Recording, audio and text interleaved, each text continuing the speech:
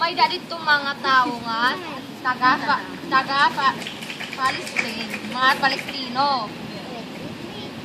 And the people of Israel are really little. They're very short people. They're small in size. Mga Palestino, mga bugti ay at mga pandak, kahit mga tao, mga bobo. And the people of the Philistine people, they're very big. They're tall giants. Ang mga Palestino, gigarago, ikonoit, sila higante.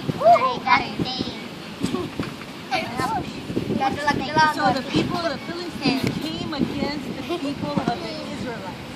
So, ang Palestino, nag-aaragway ngayon is mga Israelite, mga taga-Israel. But the Israelites were scared of these people. Pero ang mga Israelita, mga hadlok ang Palestino kay, di ba mga Palestino, nagdarag ko, tapos ang mga Israelita, mga tihay, mga pandak. So as they lined up for battle, there were two rows. There's a dip here, and there's the people of the Philistines on this side, and the people of Israel on this side. There's two rows. They're about to fight. Nasing niya nga, ang mga Palestino aadi, tapos mga Israelita nag-aadi. So, maglalaban nila. Dahil, diba? But one man called Goliath, which was the biggest of the Philistines, he was so big. Sa Kalaw, may ako ng Palestino nga nagangaran nga, Gulayat nga. Di ba, Gulayat, ano tiya? Higante. He jumped out in front and he said to the Israelites, he said, pick your best man. So, Gulayat, kinuan niya, nilukso, taw sinirin. Pili ka mo nila iyo pinaka mandirigma, kuno nga maupay nga mandirigma. If your best man beats me, then the Philistines will be your servants.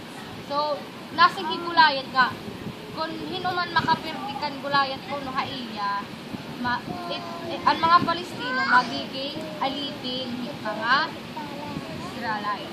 Mga Israelite. But if I beat your best man, then you will be our servant. Kung magdaog kuno ang mga Israelito kuan kang Gulayat, magiging alipin na nira Israelite ang mga Palestino. So he's out there, he's a big guy. Do you think somebody jumped up and said, I'll fight you? Nasing naman, wara kuno, bisan o sa kuno nasugad nga, makikilaban na kailya, kay Dako.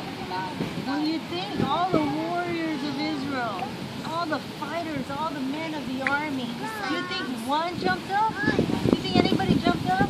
Nasing niya, may daba kuno, di ba, at mga Israel, kung mga gusti ay, nasing naman, tapos taliya na makalaban, kira ko, makakalaban ba mga Israel, Palestino?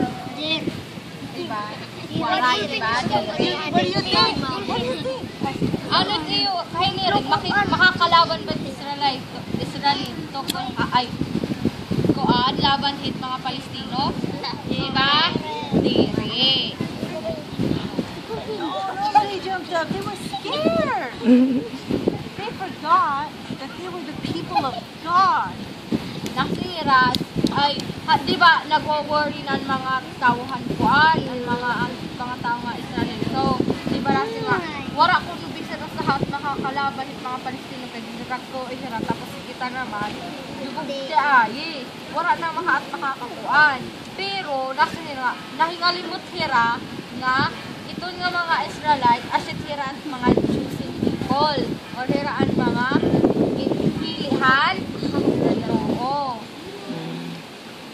Now the man Goliath, the giant, he spoke out for 40 days. He was out there asking for somebody to come out.